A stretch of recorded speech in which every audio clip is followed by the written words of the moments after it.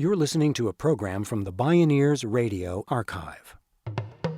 Since we launched the Great Bear Rainforest campaign, hundreds and hundreds of companies have said that they don't want to buy products from the last endangered forests on Earth. They want to buy recycled products. In this series, The Bioneers, Revolution from the Heart of Nature, we salute the Bioneers, the biological pioneers who are working with nature to heal nature, honoring both traditional native wisdom and modern scientific knowledge, restoring the earth by changing the world.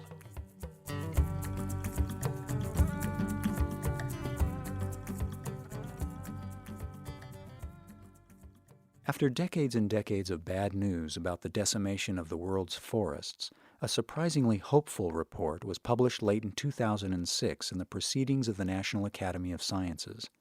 At the moment when forest loss has assumed heightened importance because of its negative effect on global warming, a worldwide team of scientists suggested that forest loss can be and is being reversed. In some countries, the forests are coming back. That's not to say we can relax. In the United States, we've already destroyed 97% of our old-growth forests. And in the tiny handful of forests that still contain the biggest, oldest, most biodiverse, and ecologically pivotal forests, the battle to conserve them is still raging. And make no mistake, it is a battle. If you've ever seen a clear cut, it looks like the aftermath from a nuclear bomb. On the front lines of the quest to save the world's last remaining great wild forests, you'll find remarkably courageous and innovative individuals and groups. New unprecedented coalitions are coming together with the urgent knowledge that these forests are a lifeboat for the ecology of planet Earth. These visionaries are developing a new conservation-based economy that serves both people and planet. Join us for the next half hour as we explore Forest Lifeboat, from spirit bears to Victoria's dirty secret. My name is Neil Harvey. I'll be your host. Welcome to the Bioneers, Revolution from the Heart of Nature.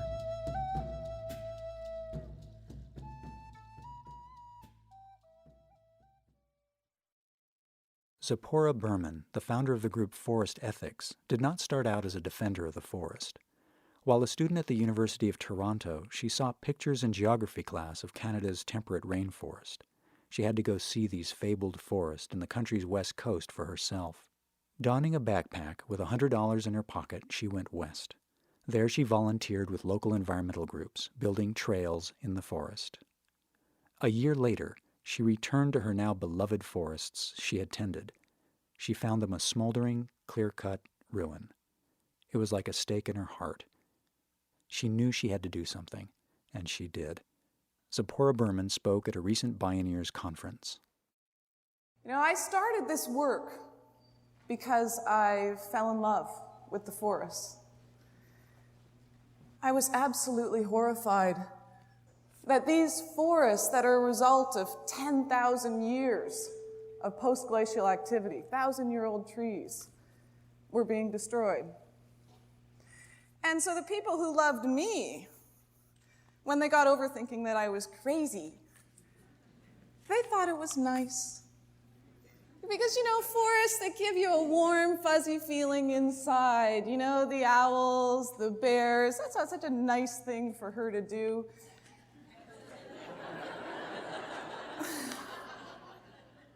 And the forest industry uses that sentiment. They use that sentiment to ridicule us, to play on the idea that we're naive, that these issues are insignificant compared to what's happening on a world stage. In fact, when I first started this work, the first time I debated a forest industry executive on national television, he called me a whacked-out nature worshiper who prays to the moon.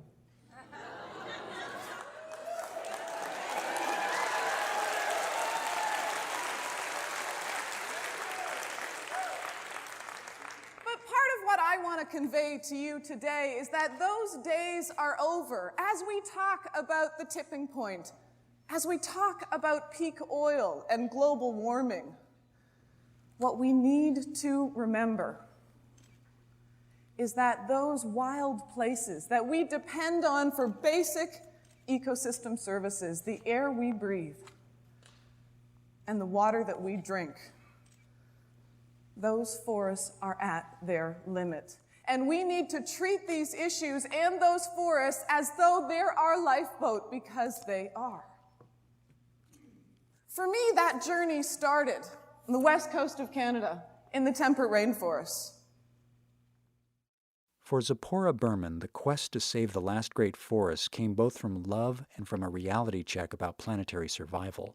But when she learned why these living treasures were being plundered and ravaged, there was no turning back. They're incredible, incredible forests that you just cannot believe are being destroyed to make paper, to make magazines, to make catalogs. And so when I started in Clayoquot Sound and found out that the government had decided to log the majority of the region, and that year became the largest known shareholder of Macmillan Bloedel, I was absolutely horrified, but luckily so was the rest of Canada. And that year, 10,000 people flooded to Clayoquot Sound, 1,000 people were arrested. It was the largest civil disobedience in Canada's history. And the logging...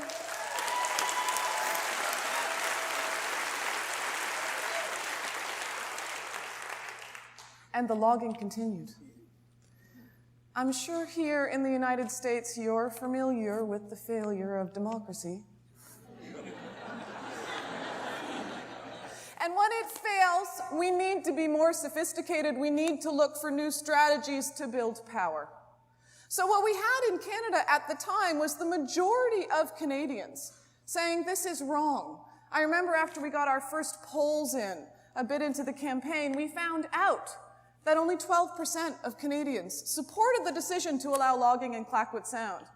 Our first ad was an ad in the Globe and Mail, Canada's national newspaper, that said 12% of Canadians support the decision to log Clayoquot Sound. 14% still think Elvis is alive.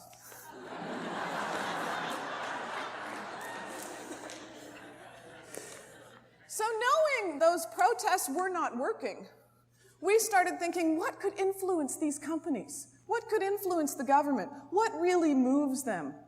And we started tracing the products. At the time, with very little resources, we were literally following trucks, pretending to be students and going on mill tours. Where is it going? Who's buying it? The far majority of what's happening in Canada, of the logging in Canada, is going to the United States.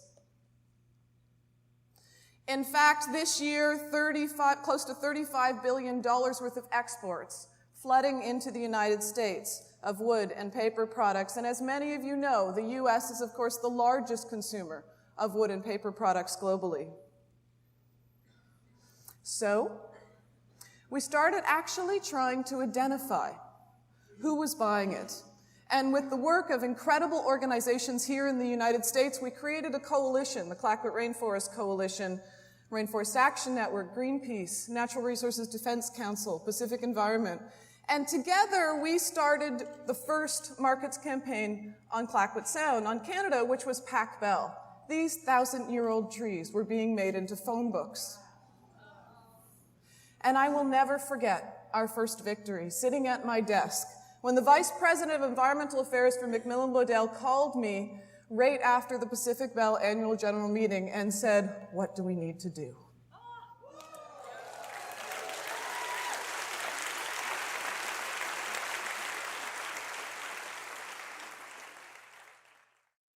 What do we need to do? Tzeporah Berman was asking herself the same question. After being charged with 1,000 counts of illegal acts, she knew this was serious business. Clearly, the coalition's innovative market-based campaign was a step in the right direction. There's nothing more valuable to a corporation than its brand. The brands of companies such as Pac Bell and Macmillan Bloedel could not withstand the public outrage at ancient forests being pulped into phone books. The coalition had captured industry's attention. So we decided that we needed to be bolder. We couldn't fight this fight valley by valley and take 5 years for every region. So we looked at the west coast of Canada, these temperate rainforests. We looked at 35 million acres. We looked at what we had left. And we drew a big circle around it. I can remember grabbing the marker and drawing a big circle around the map and saying, we want this. This we called the Great Bear Rainforest. At the time, on the maps, it was referred to as the Mid-Coast Timber Supply Area. So there's a lesson here in branding. We called it the Great Bear Rainforest because it has some of the largest populations of bears, the rare white spirit bear, black bears, and grizzly bears. And when we started this campaign, of the 369 intact valleys in the Great Bear Rainforest, there were 59 left, and all were slated to be roaded and logged within the next 5 years. So we started tracking the products, working with Greenpeace, Rainforest Action Network, and many, many other groups around the world. And this is when we launched the Staples campaign. Forest Ethics launched the Staples campaign as well. We started tracking the products, identifying who was buying them, and going in and talking to them. We bought our first suits. And all of a sudden, the industry, who had called us crazy, hysterical, the premier of the province when we launched the campaign called us enemies of the state and said what we were asking for was impossible. All of a sudden, they wanted to talk to us. And the CEO of one of the largest logging companies in the country said this to the Truck Loggers Association meeting in 2001, the industry is losing the fight for credibility in the marketplace. And my favorite part, environmentalists are whipping our ass in the battle for the forest.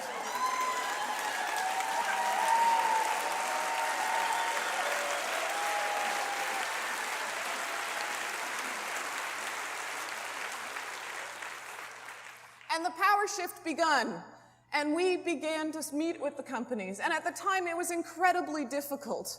We couldn't even decide where to have lunch or where to meet. And we tried to set it aside and look at how we could create solutions.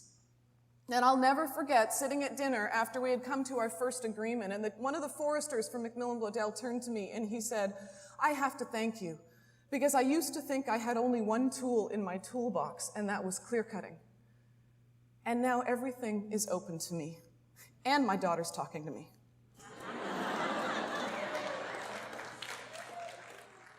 To save the trees, animals, salmon, and birds of the Great Bear Rainforest, it was essential for the Forest Ethics Coalition to also align itself with the needs of the people of the forest. The coalition consulted respectfully with First Nation peoples of the area, whose sacred lands these were, but who had no legal authority over them. When the coalition brought firm support for the Native peoples to obtain increased decision-making power over their traditional territories, the coalition grew stronger. To preserve jobs with justice, the coalition also worked closely with the Pulp and Paper Workers Union, Tzeporah Berman. What we did is we built into our negotiation package with the logging companies and the government that they not only needed to set aside these key areas of forests, but they needed to commit to a worker transition package. And we developed that jointly with the unions. And we held by our commitment to them that even if the company said, okay, we won't go into these pristine forests, we'll set them aside, that we wouldn't accept the deal unless it was a package. And the package included First Nations increased decision-making over the region, as well as worker transition packages, retraining, and the creation of a conservation-based economy. And that was the most success we've ever had, is in that particular region. These bold strategies worked, a combination of market-based campaigns using both carrot and stick to hold corporations accountable to the right thing, and designing a conservation-based economy that respects forest ecology, indigenous rights, and workers' needs. We stood on the stage with the First Nations, with the government, with the logging industry, with the labor unions. And we announced the protection of 5 million acres of rainforest on the west coast of Canada. And more than that, we announced that we were going to create a new economy, a conservation-based economy that supported local communities, that was defined not by how much we could take away, but how much we needed to leave.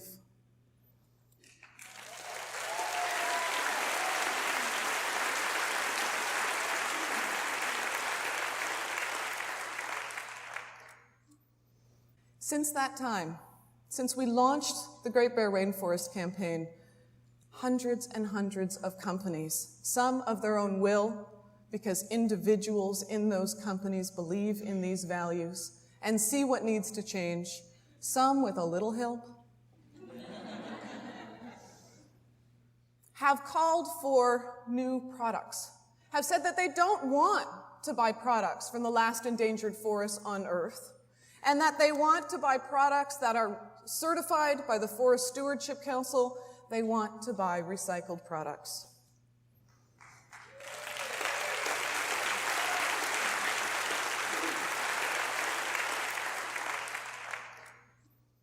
Tzeporah Berman. Staples and other major companies subsequently agreed to use more recycled paper and use only wood certified as sustainably harvested. Forest Ethics then went on to protect an additional 1 million acres in Canada and 1 million acres in Chile, using the same strategies. More from Tzeporah Berman when we return. This is Forest Lifeboat, from spirit bears to Victoria's dirty secret. I'm Neil Harvey. You're listening to the Bioneers, Revolution from the Heart of Nature.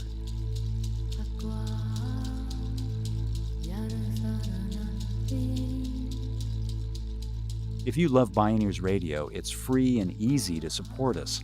Just take a moment to post a review on our podcast on iTunes, Google Play, or wherever you find our show online. You'll be helping other people find and enjoy these incredible thinkers and storytellers. And thank you for helping us out.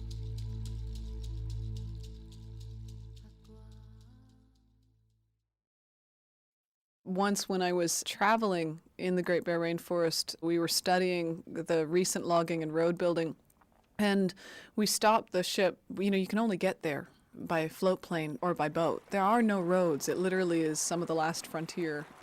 And so we took a boat into a valley and we hiked up the valley, and there was this beautiful waterfall, trees 300 feet tall, 1,000 years old, and we just sat down to rest, and this huge white bear came lumbering out of the forest, and massive bear, I don't know, I have 300 pounds maybe, and pure white, what the First Nations peoples call the spirit bear, which is actually a subspecies of black bear called the Kermode bear, but they're very rare. And it came rumbling out and reached into this pool and grabbed this massive salmon and broke it in half and started eating it. And it was the most incredible, just kind of raw, wild experience I've ever seen and been a part of. And it's a place where, that still happens, where you can hike for days and never see another person. And there are really incredible populations of wolves. There are Roosevelt elk. It's one of the last places in the world where you have strong, healthy populations of large mammals. And then, of course, thousands and thousands of birds and songbirds and ducks and other. It's an incredibly rich wild place. And then if you move east from British Columbia, from the temperate rainforest across the rest of Canada, the boreal forest is about 1.2 billion acres. It's the second largest forest in the world. And I've been really amazed at the diversity of life that exists there, and have only recently just read the bird studies that show that the majority of birds that are in the United States breed and nest in the Canadian boreal. The boundaries that we have, our political boundaries, are just that. They're human-created boundaries.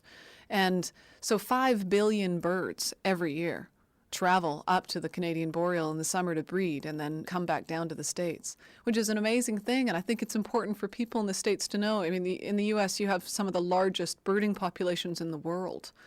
Do they realize that when they pick up their LL Bean catalog or their J. Crew catalog, that those catalogs come from the clear-cut logging of some of the last intact places for those birds?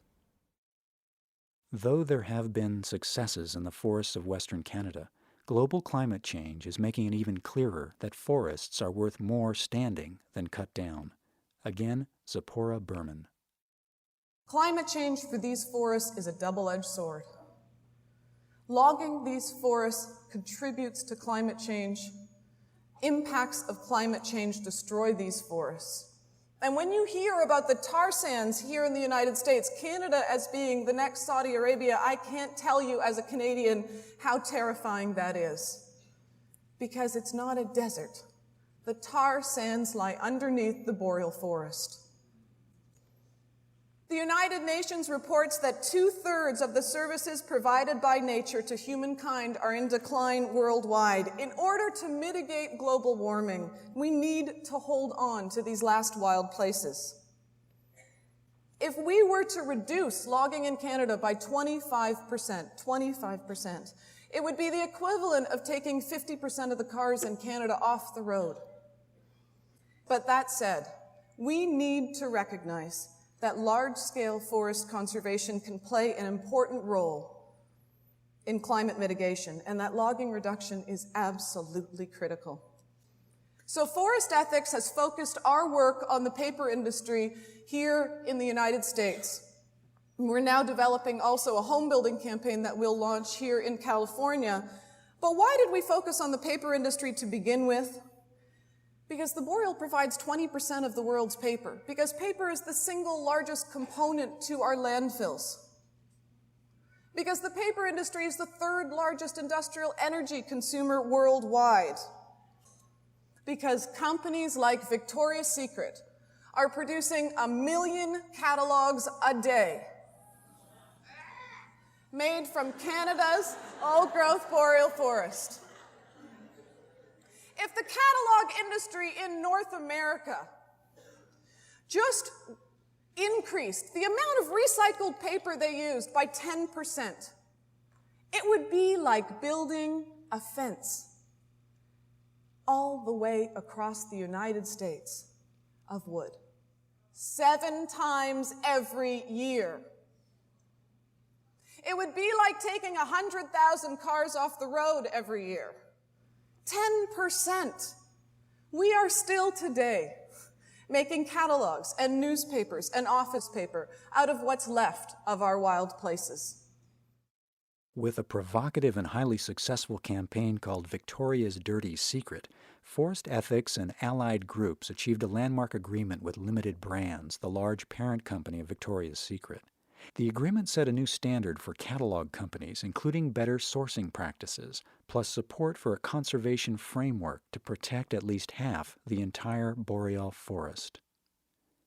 As Tzeporah, Berman, Forest Ethics, and the power of broad coalitions show, we can reverse forest loss, create a superior economy, and protect the rights of both people and nature. There's room for people's livelihood, for First Peoples, and for the spirit bear. The director of the United Nations Environmental Program has been quoted as saying, "Only a miraculous transformation can save the world's closed canopy forests because they're in such grave threat." I truly believe that that miraculous transformation is starting to happen because we are engaging governments and industry at all levels, from the forest floor right through the marketplace, and creating a level of debate that there has never been before on how we use our forests and what products are acceptable. And, I also have hope because we still have time to get it right in at least a couple forest regions in the world. So often as a forest activist, we're talking about areas that are so heavily degraded. And really what we need to work on is restoration. I refer to them as the landscapes of regret. We still have an opportunity here to get it right. We can create a conservation-based economy. We can ensure that the products coming out of Canada are ecologically responsible. And we can still protect enough forests to maintain biodiversity. This is a region and a campaign that's not about regret. It is, in fact, about hope. We've caught it early enough, I think.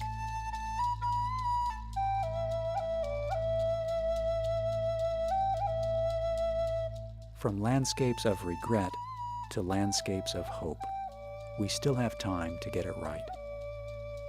Forest Lifeboat, from spirit bears to Victoria's Dirty Secret.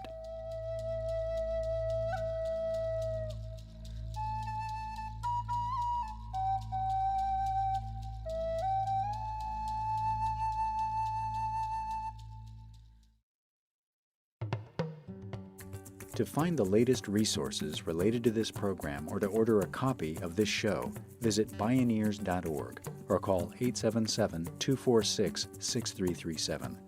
Practical solutions and social innovations for our most pressing environmental and social challenges can also be found online at Bioneers.org. Choose from articles, news releases, blogs, event calendars, books, CDs, podcasts, and DVDs. You can learn more about the Bioneers through their annual conference and by becoming a member. To register and join online, go to Bioneers.org or call 877-246-6337. The Bioneers, Revolution from the Heart of Nature is a production of Collective Heritage Institute. Executive producer Kenny Ausubel. Written by Kenny Ausubel and Neil Harvey. Senior producer Neil Harvey. Managing producer Stephanie Welch. Production assistants Ginny McGinn and Marita Prandoni. Distribution is by WFMT Radio Network. Original recordings provided by Reference Media Group. Interview recording engineer was Erica Bridgman. Our theme music is taken from the album Journey Between by Baka Beyond and used by permission of Hannibal Records, a Rykodisc label. Additional music was made available by Silver Wave Records at www.silverwave.com. For more music information, please visit Bioneers.org. The opinions expressed in the Bioneers Revolution from the Heart of Nature radio series are those of the presenters and are not necessarily those of Collective Heritage Institute, the underwriters, or this radio station. My name is Neil Harvey. Thank you for listening. I invite you to join the Bioneers in improving the environment by changing the world.